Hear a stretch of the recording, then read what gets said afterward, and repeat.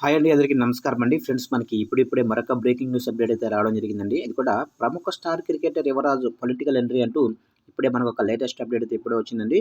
దీనికి సంబంధించిన పూర్తి వివరాలు అయితే తెలుసుకుందామండి. ఇక లేట్ చేయకుండా వివరాల్లోకి తెలుపుదాము. ఫ్రెండ్స్ నాదొక చిన్న రిక్వెస్ట్ ఫ్రెండ్స్, ఇంతవరకు మన ఛానల్ ఇంకా ఎవరైతే సబ్స్క్రైబ్ అయితే చేసుకోవద్దు సబ్స్క్రైబ్ అయితే చేసుకోండి. ఇక గవర్నమెంట్ నుంచి ఎలాంటి ముఖ్యమైన అప్డేట్స్ ఎప్పటికప్పుడు మీకు తెలియజేస్తూ ఉంటాను. ఇక వివరాల్లోకి తెలుపుదాము. Yuvraj political entry. టీమిండియా మాజీ cricketer Yuvraj Singh political entry ఇస్తున్నట్లు తెలుస్తుంది. బీజేపీ తరపున ఆయన పార్లమెంట్ ఎన్నికల్లో పోటీ చేస్తున్నట్లు సమాచారం. ఇక పంజాబ్లోని గురుదాస్పూర్ లేదా చండీగఢ్ నుంచి ఎంపీగా పోటీ చేయనున్నట్లు టాక్. ఇటీవల కేంద్ర మంత్రి నితిన్ గడ్కర్ని యూవీ కలిసినప్పటి నుండి అతడి రాజకీయ ప్రవేశం గురించి వార్తలు వస్తున్నాయి.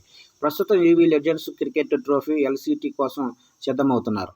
చూశారు కంటే మొత్తం మీదుగా star cricketer Yuvraj Singh political entry అయితే ఇస్తున్నాడు. అది కూడా బీజేపీ తరఫున ఎంపీగా పోటీ చేయనున్నట్లు సమాచారం.